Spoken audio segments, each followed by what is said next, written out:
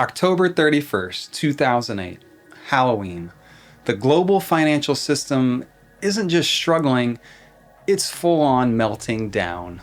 The 158-year-old investment bank Lehman Brothers was on the brink of failure after bailing out Fannie Mae and Freddie Mac the week before and Bear Stearns the previous March. The federal government decided not to rescue Lehman.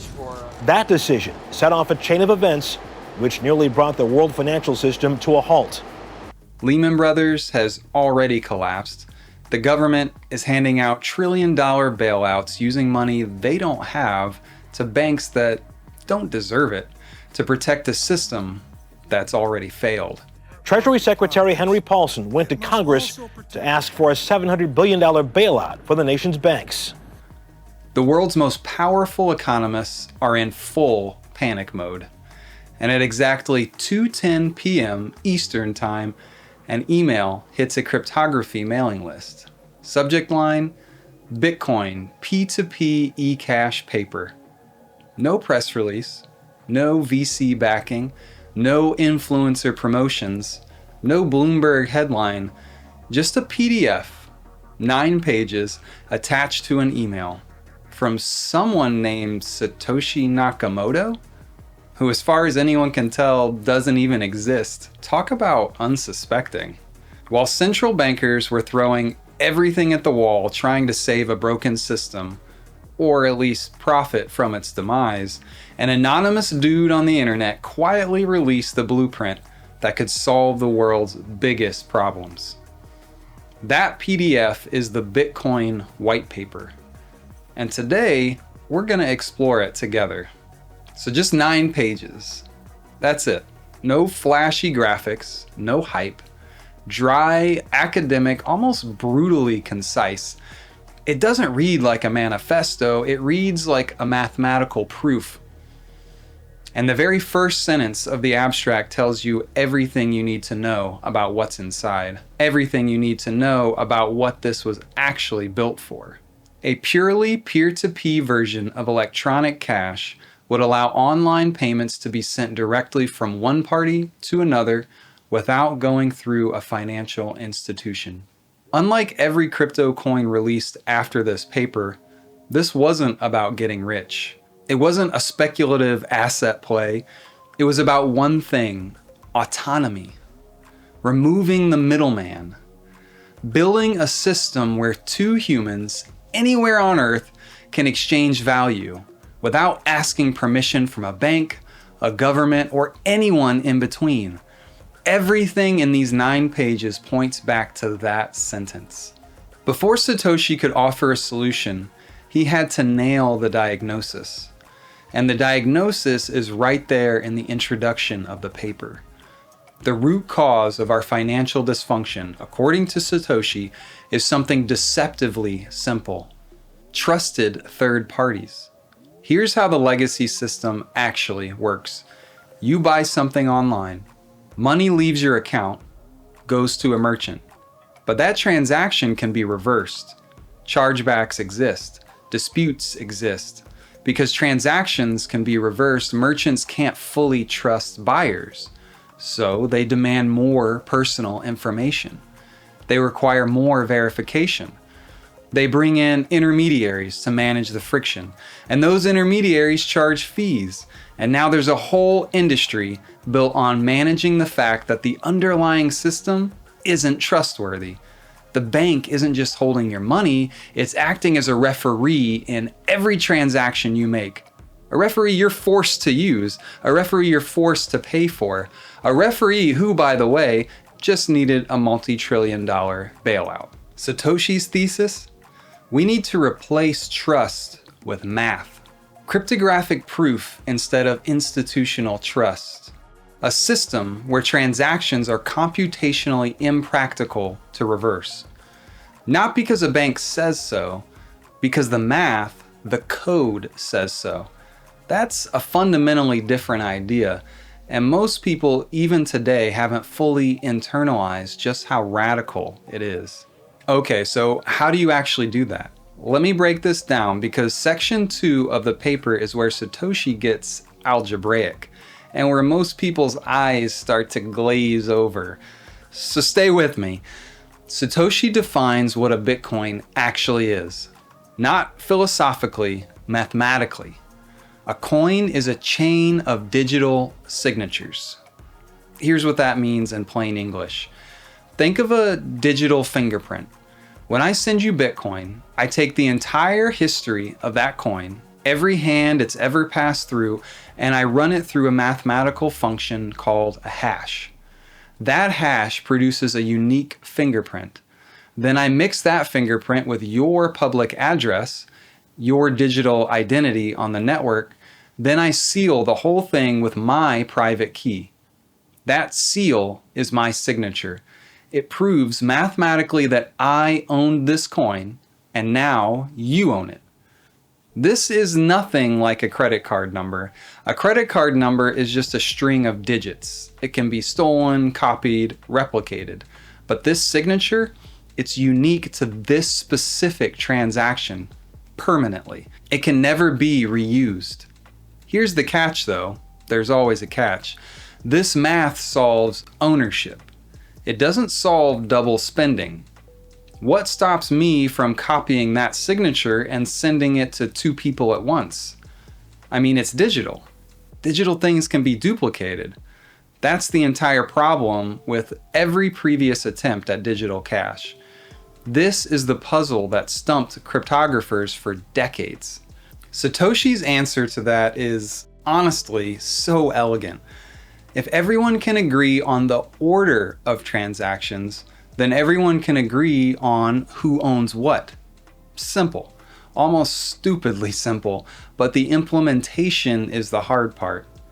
Here's the mechanism Satoshi proposes: a timestamp server. Take a bunch of transactions, stamp them with a time, link that stamp to the previous stamp, repeat forever.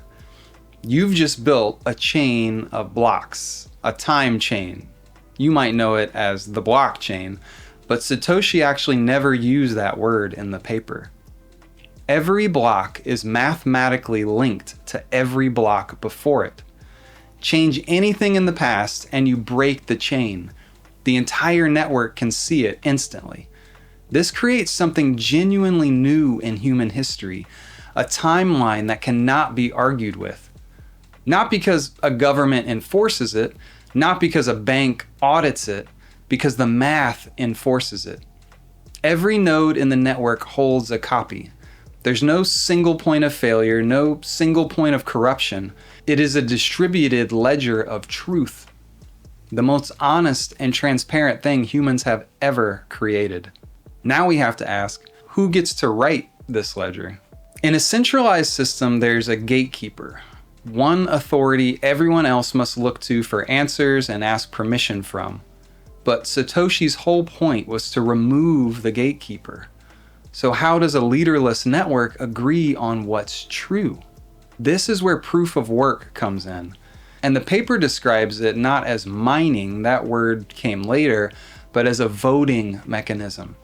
Here's the problem with digital voting. If it's one IP address, one vote, a hacker can just spin up a million fake IPs and control the majority. The whole system falls apart. Satoshi's fix? One CPU, one vote. You want to vote on the history of the network? Prove that you spent real energy, computational energy, physical electricity, something you cannot fake and cannot copy. To cast a fraudulent vote, you'd have to outspend the entire honest network. The math makes it economically suicidal to cheat. Here's the punchline. As long as honest nodes, people running the network in good faith, control more computer power than attackers, the truth is secure. Not probably secure, mathematically secure. There's a difference. Section 11 of the white paper is where Satoshi does something a little wild. He stops writing English and starts writing C code. Because apparently a mathematical proof wasn't enough, he wanted to calculate the exact probability of an attacker successfully rewriting the network, rewriting history. He borrows a concept from probability theory called the gambler's ruin. Picture a foot race. You've got two runners, the honest network and an attacker. The honest network takes one step forward every 10 minutes. The attacker starts behind and is trying to catch up. Satoshi runs the numbers. What's the probability of the attacker catching up if they're just 10 blocks behind? That's about 100 minutes of lag. The answer? 0.00000012. And it drops exponentially from there. Every additional block of depth, the odds of reversal become more absurd. Let me translate that into plain terms. Once a transaction has been confirmed and buried under a few blocks of history, reversing it would require more energy than a small country consumes. Not more money, not more computing power you can just rent, more raw energy. Bitcoin security isn't an empty promise. It's bound by the laws of physics. Here's another question. If no one's in charge, why would anyone bother running this system? Satoshi answers this directly in section 6, and his answer is genuinely beautiful. He compares it to gold mining. Quote, "The steady addition of constant amounts of new coins is analogous to gold miners expending resources to add gold to circulation. You support the network, you earn new coins. Simple." And here's the beautiful part, the incentive structure actively discourages attacks. If you're powerful enough to attack the network, you're powerful enough to mine it honestly and earn a fortune. And if you attack it, you destroy the very thing that makes the coins valuable. It's more profitable to play by the rules, not because Satoshi asked nicely, but because the math makes cheating economically irrational. This is spontaneous order in action. No central authority, no regulator, just aligned incentives producing honest behavior at scale. Rules without rulers. Mises would have loved it. Let's zoom out. In just 9 pages, Satoshi solved 3 problems that had stumped cryptographers for 3 decades. Removing the middleman? Solved. Decentralization? Preventing fraud and double spending? Solved. The time chain, securing the network without a central authority? Solved. Proof of work and aligned incentives. This was a theoretical breakthrough of the highest order. But Satoshi wasn't just a writer, he was a builder.